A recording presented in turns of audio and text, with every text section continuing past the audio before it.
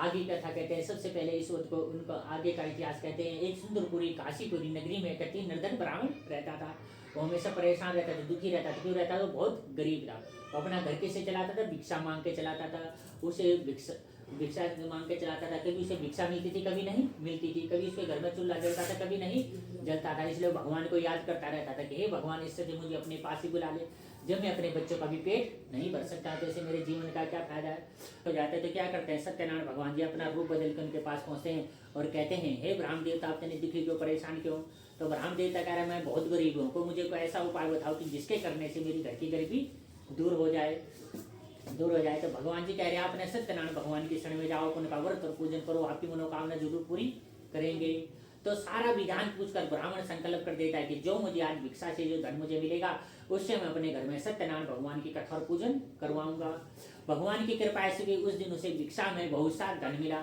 वह बहुत खुश और पक्के केले भी आंधे सत्यनारायण भगवान की कुल सामग्री लेकर अपने घर को पहुंचा और उसने विधि के साथ भगवान जी का व्रत और पूजन किया।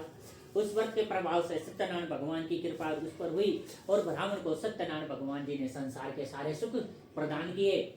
उसी दिन से वह ब्राह्मण हर महीने अपने घर में कथा करने लगा तथा अंत में मरने पर ब्राह्मण को वैकुंठ धाम की प्राप्ति हुई। बोलो सत्यनारायण भगवान की जय।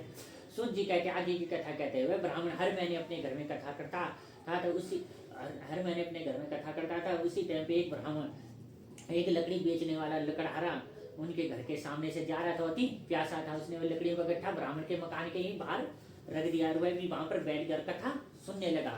कथा सुनने के बाद जब ब्राह्मण ने उसे प्रसाद दिया तो वह पूछने लगा, क्या पूछने लगा? ये किस चीज का प्रसाद है?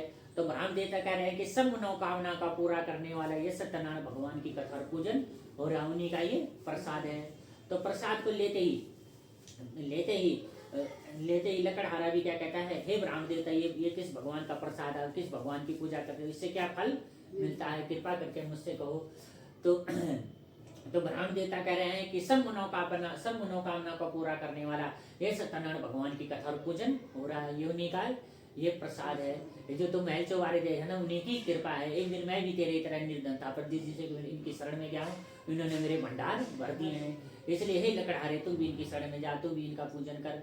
तो चरणामृत लेने के बाद लकड़हारा भी संकल्प कर देता है कि जो मुझे आज इन लकड़ियों से मुझे पैसे मिलेंगे, उससे मैं अपने घर में सत्यनारायण भगवान की कथा और पूजन करवाऊंगा। तो भगवान की कृपा इसलिए उस दिन उन लकड़ियों का दाम पहले दिनों से चौगुना मिला।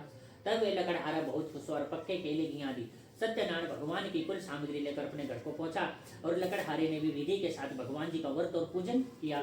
उस व्रत के प्रभाव से लकड़हारे पर भी सत्यनारायण भगवान की कृपा हुई और लकड़हारे को भी सत्यनारायण भगवान जी ने संसार के सारे सुख प्रदान किए। उसी दिन से वह लकड़हारा भी हर महीने अपने घर में कथा करने लगा तथा अंत में मरने पर लकड़हारे को भी वैकुंठ धाम की प्राप्ति हुई। बोलो सत्यनारायण भगवान की जय।